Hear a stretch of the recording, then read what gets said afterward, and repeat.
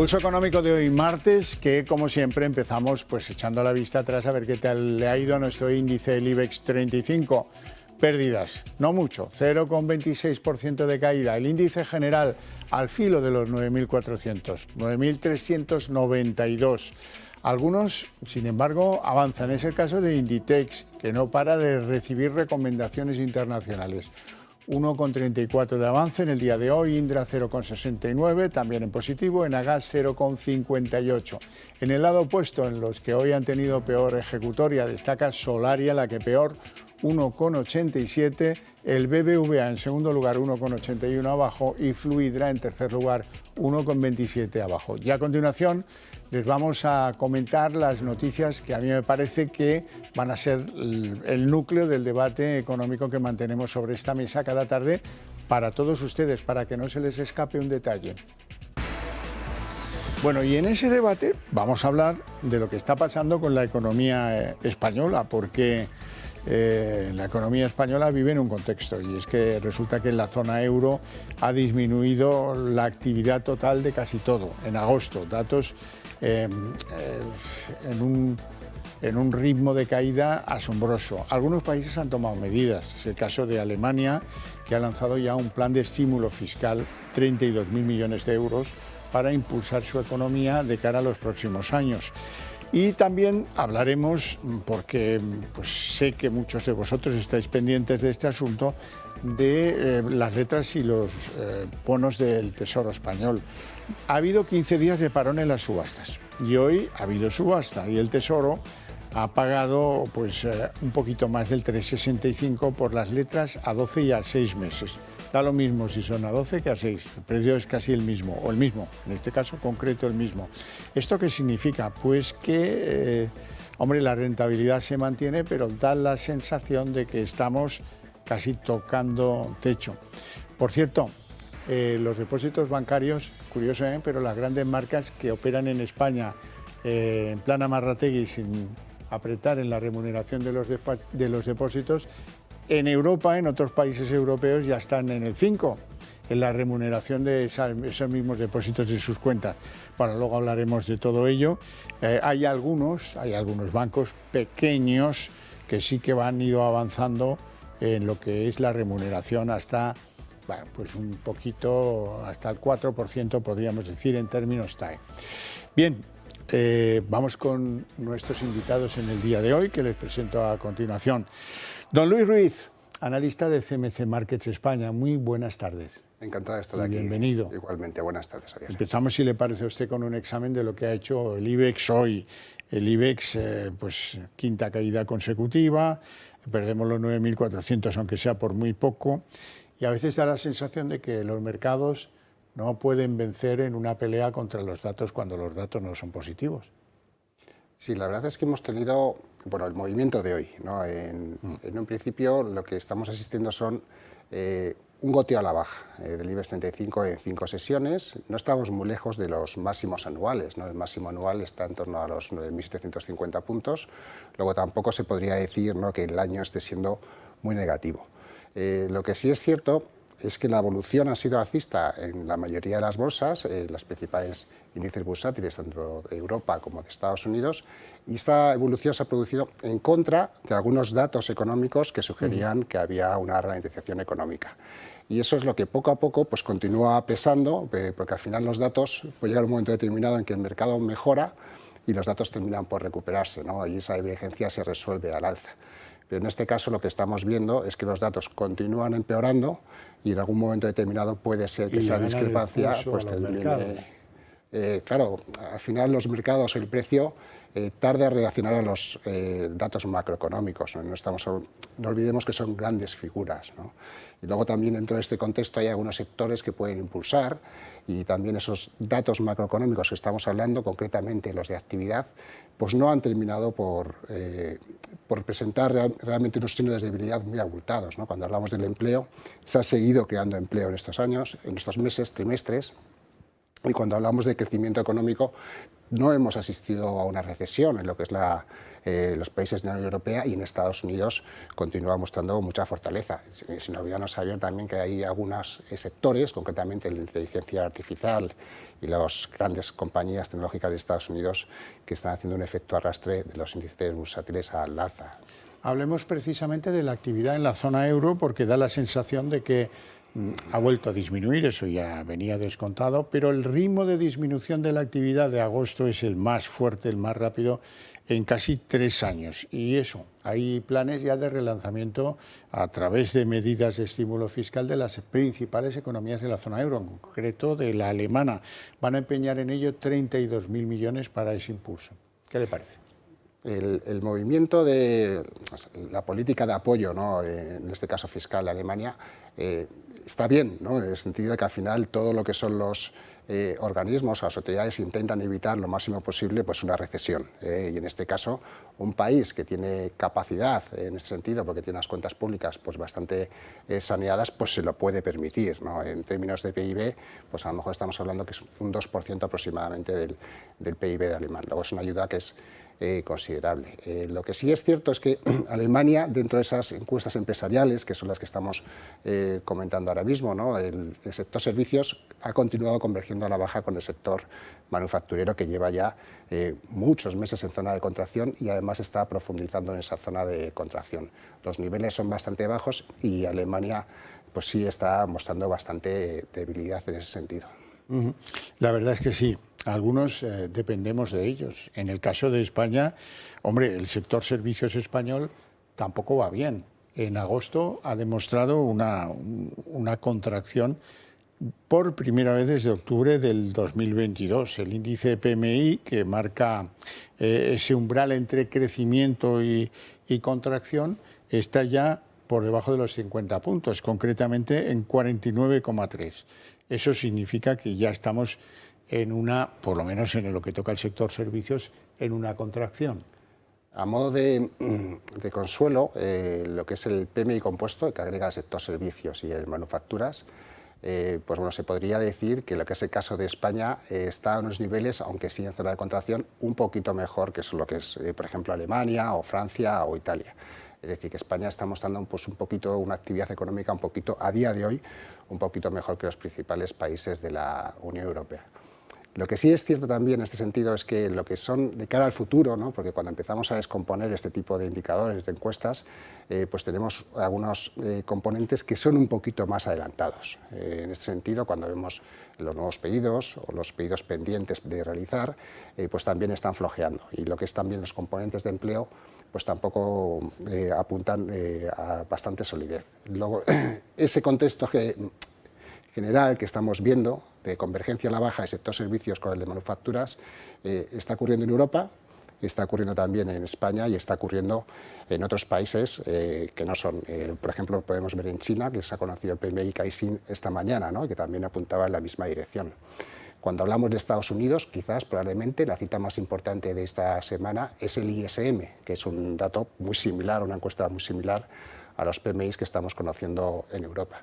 Y en ese sentido, Estados Unidos todavía se encuentra en zona de expansión y se espera que quede por encima de esos 50 puntos. Y es quizás el único de las grandes zonas económicas que todavía está en esa zona de expansión. Bueno, hablemos siquiera un poco de la evolución de los tipos de interés. ¿Cree usted que van a dejar de subir los tipos de interés? Hoy la presidenta del Banco Central Europeo, Christine Lagarde, pedía perdón por subestimar la inflación. En resumen, no van a subir mucho más, pero alguna subidita aún veremos, ¿no? Christine Lagarde, el BCE llegó un poquito tarde a la hora de subir tipos de interés. En ese sentido vamos un poquito por detrás de lo que ha hecho o de la subida de tipos de interés que ha hecho, por ejemplo, la Reserva Federal, que tiene los tipos de interés en la actualidad en el 5,50%, mientras que el Banco Central Europeo los tiene en el 4,25%. ¿Esto en qué se traduce? En que Estados Unidos sí parece que tiene la inflación más o menos controlada y tenemos unos niveles de inflación en términos del deflactor en torno al 3,3%. Sin embargo, cuando nos miramos o nos fijamos en Europa, pues tenemos unas tasas de inflación en el 5,3%. Esto hace que sí nos encontremos algunas declaraciones de algunos consejeros del Banco Central Europeo apuntando a que sí pueden quedar una o dos subidas de tipos de interés más. La semana que viene tenemos Banco Central Europeo.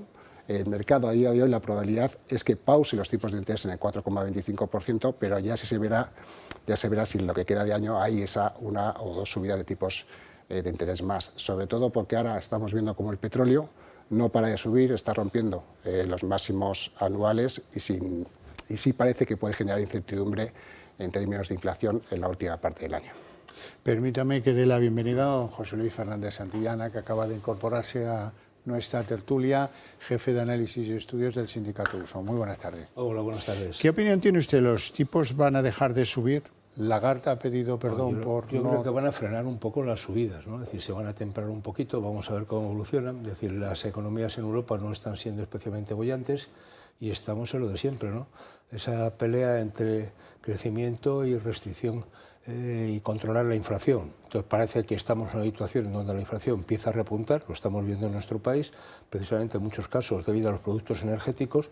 Entonces yo creo que se va a temperar, seguramente este mes, septiembre, no toquen, pero en octubre y noviembre, antes de finalizar el año, yo creo que lo vamos a situar en el umbral del 4,75, más que probablemente, porque la Reserva Federal también va a subir tipos.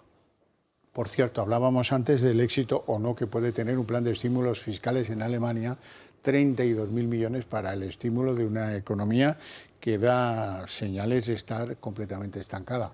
Sí, está el encefalograma plano, ¿no? Es decir, hombre, digamos, formalmente está, digamos, a salvo la recesión, que estuvo en recesión prácticamente técnica, acabó el año en esa situación, pero bueno, vamos a ver si 32.000 millones para una economía tan potente como la alemana son suficientes, ¿no? Sí, yo de todas maneras me parece que lo que es importante es que si Alemania se recupera y empieza a producir, y sobre todo empieza a exportar y empieza a importar fundamentalmente, empieza a comprarnos cosas que los demás elaboramos, la economía europea va a tirar. Si Alemania se sigue contrayendo, no producirá y sobre todo lo que es más importante, no comprará fuera. Y eso va a hacer que nuestras economías, empezando por la española, entremos en una situación de una dificultad añadida. Bueno, hoy en el panorama económico estaba la lupa puesta en la subasta de las letras del Tesoro y 15 días de parón. Hoy había gran incertidumbre para ver qué pasa. Se han mantenido los precios, 3,65%.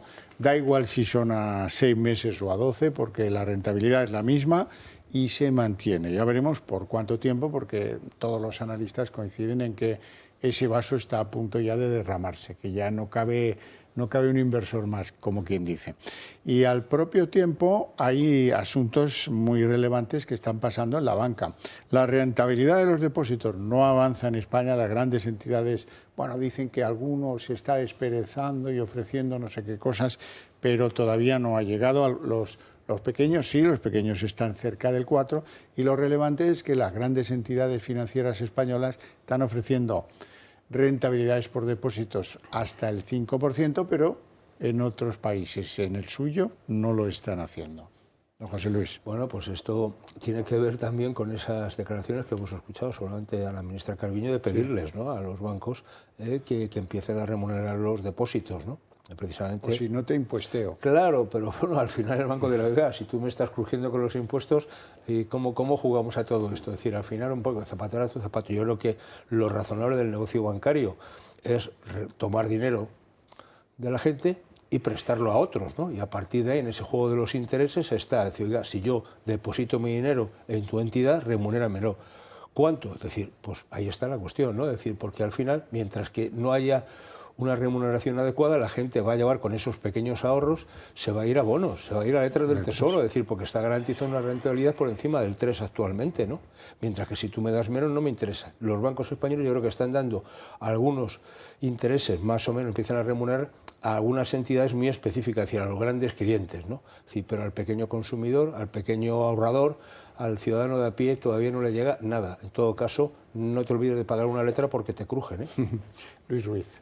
Sí, no ha cambiado, la situación realmente no ha cambiado. Vemos cómo los tipos de los bonos soberanos están, como bien has mencionado, por encima del 3% en España, con la curva prácticamente plana, porque si vemos a 12 meses, 3,60%, y a 10 años también tenemos el 3,60%. El Tesoro sigue emitiendo y ha captado cerca de 5.000 millones de euros, que era el importe que tenía como máximo como objetivo. Como objetivo, sí. Bueno, lo que tenemos en el caso de los depósitos, ¿no?, de las entidades españolas, sí sería bueno, aunque sea por imagen corporativa, que empezasen a remunerar un poquito más los depósitos. Sí es cierto que el volumen de depósitos que hay dentro de los bancos españoles es tan elevado que remunerar todos los depósitos a un 2 o a un 3%, estaríamos hablando que se llevaría gran parte de los beneficios extraordinarios que está teniendo en la actualidad la banca. Pero sí es cierto que a los inversores minoristas en algún momento deberían remunerar los depósitos. Aquellos que tengan un poquito más de conocimientos financieros probablemente se hayan decantado por acudir a comprar pues letras del Tesoro o bonos, y otros pues se habrán dedicado por comprar fondos monetarios o fondos de renta fija, aunque en este caso no es lo mismo. Hay que señalar que los fondos monetarios o de renta fija cotizan en el mercado, pueden caer en precio y tampoco están sujetos a fondo de garantía de depósitos, es decir, que tienen muchos puntos en contra respecto a lo que es la inversión en depósitos. Viene en riesgo. Sí, hablemos un poco de inflación, porque parece que, aunque muchos no lo recordaréis, hubo una pequeña rebaja del IVA en algunos asuntos de alimentación. Muy pocos elegidos, pero no fundamentales, en la cesta de la compra. Bueno, resulta que Carrefour, Alcampo, Día y Mercadona se han comido cualquier efecto que pudo haber tenido esa rebaja en un mes, el de septiembre, en el que todo pinta que hay una cuesta de precios que va a reabrir la inflación también en nuestro país. Sí, decir, hombre, pero eso ya lo veíamos diciendo hace tiempo, ¿no? Es decir, que las grandes distribuidoras, de alguna manera, estaban absorbiendo esa teórica rebaja, ¿no?, del IVA, sobre todo porque la rebaja también fue mínima, más allá que algunos productos se quedaron con el 0, pero que son 4 y se pueden contar con los dedos de una mano. Bueno, los productos de primera necesidad, es decir, bueno, pues esa situación de llevarles al 4% prácticamente es que no se ha notado, ¿no? Es decir, porque son productos de muy poco valor. Sin embargo, cuando tú vas a comprar un filete, vas a comprar alguna cosa, un pescado, es decir, algo que tiene que ver con algo que todos tenemos que comer alguna vez a la semana, eso sigue estando penado con el 21%. Es decir, más allá de que los costes de producción pueden haberse incrementado como consecuencia de los costes energéticos, etcétera, lo que yo creo que se han incrementado en muchos casos son unos márgenes empresariales de beneficios que van más allá, ¿no? Es decir, uno puede generar beneficios porque venda más, pero si además de vender más, lo que estás es vendiendo más caro, todavía aumentas más, ¿no? Entonces me parece que habría que ver de alguna manera dónde están los márgenes y si es posible alguna limitación a esos márgenes de beneficio, de forma que redundasen en una rebaja de los precios a los consumidores. Sí, o vender igual a un precio más alto, ¿no? El resultado sería prácticamente el mismo. Lo que es cierto es que los productos básicos, alimentos elaborados y no elaborados, en media anual va a crecer en torno a los 10 puntos porcentuales. Y quizás hemos asistido a una relajación, ¿no?, en un momento determinado sobre la inflación, que llegó a estar en torno al 2 y pico % en junio, pero que ha desaparecido, ¿no? Por ese efecto escalón que a día de hoy, como he comentado con anterioridad, ¿no?, ya tenemos el petróleo otra vez rondando los $90 por barril, y ese efecto escalón va a desaparecer con rapidez. Luego, lo más normal es que la energía continúe o vuelva a aportar de forma positiva. De hecho, cuando miramos las estimaciones de Funcas, se espera que la inflación de cara a cierre de año cierre en torno a los 4 puntos porcentuales, 4 o 5 puntos porcentuales. Luego se espera que continúe repuntando y que no vuelva hasta niveles razonables hasta el 2024. Luego parece que la lucha contra la inflación que comentaban, ¿no?, los banqueros centrales no ha parado todavía. No ha parado, y yo creo que no va a parar, ¿no?, precisamente porque yo creo que la OPEP Plus está apostando muy fuerte por mantener una situación al alza de los precios del petróleo, y eso nos va a llevar consigo también en paralelo el precio del gas, que no se nos olvide que es un factor determinante para la producción energética en este país. Durante este verano, prácticamente el 40%, prácticamente en algunos casos el 50% del pool energético ha sido con ciclo combinado, que está en torno al 28%, por tanto quemando gas, y otro 22% de la nuclear. Es decir, a ver cómo sustituimos eso y queremos abaratar los costes de la energía. Siendo que ha sido récord la aportación fotovoltaica, el sol, Sí. la solar. Bueno, hablemos de petroleras, precisamente, de Repsol. Parece que estamos en máximos que están a punto de ser históricos, ya son anuales. ¿Qué les parece Repsol? Bueno, el movimiento de Repsol a día de hoy viene con esa alta correlación que tiene con los precios del petróleo. Luego, el valor, en definitiva, es quizás un movimiento un poquito técnico. Sí es cierto que si el petróleo termina por consolidar por encima de esos $90 por barril, se aproxima a los $100, podría continuar con el impulso Repsol. Estamos hablando que los máximos son en torno a los 16 euros, más o menos, y cuando vemos los ratios de valoración, que en este caso nosotros nos apoyamos en Morningstar, pues sí refleja que la acción cotiza con cierto descuento, en torno a 16 puntos porcentuales aproximadamente. Luego sí es cierto que podría aproximarse a esos precios y aunque no lo hiciese, sigue siendo una acción que tiene una rentabilidad por dividendo pues bastante elevada, que ronda los 5 puntos porcentuales. Sí, no, el precio de la acción no está más allá de esa situación que se pueda plantear, pero lo que está claro es que cualquier inversor lo que se da cuenta es que en esta política que estamos viendo, un posible alza de precio del petróleo, insisto, en el tema del gas, que el gas también lo maneja Repsol, pero oiga, esta situación es un valor seguro, es decir, si yo quiero invertir, voy a invertir en valores que yo llamo a veces refugio, ¿no? Que me dan una cierta garantía de rentabilidad y de que no voy a tener ningún susto a final de año, ¿no? Y sobre todo, si ya hay posibilidad de que me repartan un dividendo, bueno, ya miel sobre hojuelas, ¿no? La holding IAG, que como saben es British, pero también Iberia, pero también Air Europa, pero también varias más, está ya en unos términos de ganancias que son claramente superiores a las registradas en 2019 antes del efecto COVID. ¿Cómo ven IAG? Bueno, IAG, la verdad es que lo que es el sector turístico en general, con el verano que hemos tenido, que ha sorprendido al alza en la mayoría de las cifras y con las previsiones que se están dando, tanto en visitas, ¿no?, como en vuelos que se van a poder dar, que podían superar las previsiones previas al COVID, pues no ha dejado de subir en bolsa. De hecho, está otra vez aproximándose a la zona de los 2 euros. Entre comillas, sí podría estar justificado por esa buena evolución y esa revisión al alza de las estimaciones, pero también es cierto que cuando hablamos de precio-valor justo, como comentábamos antes con Repsol, aquí hay quizás un poquito de menos margen. Yo creo que ese margen está más ajustado y en todo caso yo creo que tiene que ver mucho precisamente con un parón muy fuerte que hubo como consecuencia de la inmovilidad y de la posibilidad de no moverse de la gente, y de repente eso este año ha sido especialmente brillante, ¿no? Sobre todo en España, donde estamos viendo los récords de turismo, sobre todo de turismo internacional que hemos traído. Los turistas internacionales vuelan en avión, es decir, me da igual, y fundamentalmente buena parte de eso lo hacen en los vuelos precisamente de IAG, ¿no? Con lo cual eso de alguna manera también revaloriza la compañía. Yo tengo mis serias dudas de que el boom del turismo, digo, más allá de que en este tipo digamos, de intermediarios, ¿no?, es decir, desde que el turista sale de su casa hasta que llega, que es el caso del avión, no tengo tan claro que el incremento del gasto por turista sea como consecuencia de que han gastado más, sino de que las cosas están más caras.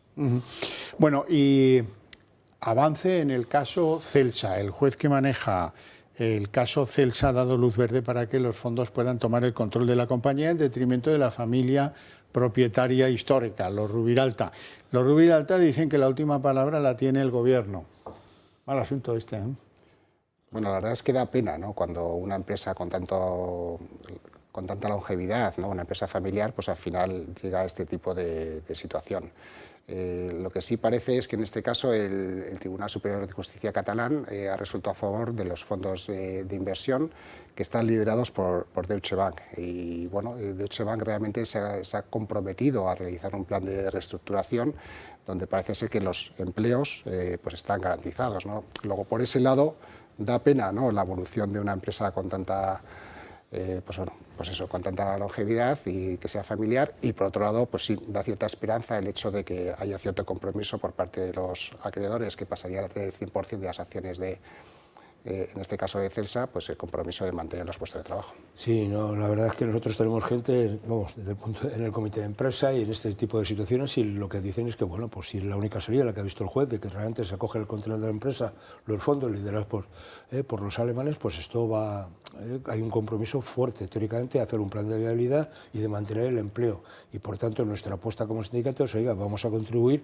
a que se estabilice esa situación, que haya una transición ordenada desde los precisamente a los, digamos, entre comillas o no comillas, a los nuevos propietarios, a los nuevos accionistas mayoritarios, que son los que ha decantado el juez, que son los fondos, y a partir de ahí una transición justa para que se mantenga el empleo y la viabilidad de la empresa, porque creemos que es viable y que eso puede seguir funcionando. Esto está pasando lamentablemente en España con muchas empresas de tradición familiar que han ido troceando la empresa, o sea, que han ido vendiendo parcelas de la empresa, que al final, bueno, la gestión o los nuevos tipos de gestión se les han quedado un poco obsoletos y que al final acaban desapareciendo, ¿no? Sí, que además este tiene pues un marco de referencia por su sector muy cíclico y muy condicionado por la caída de pedidos que pueda venir de Europa. Bueno, no tenemos tiempo para más, lo tenemos que dejar aquí con mi agradecimiento a ustedes dos y a ustedes por su interés desde sus hogares, pero para ustedes tengo premio y es que después de la publicidad abrimos aquí la redacción abierta con todo lo que nos trae la política y hoy trae innumerables asuntos.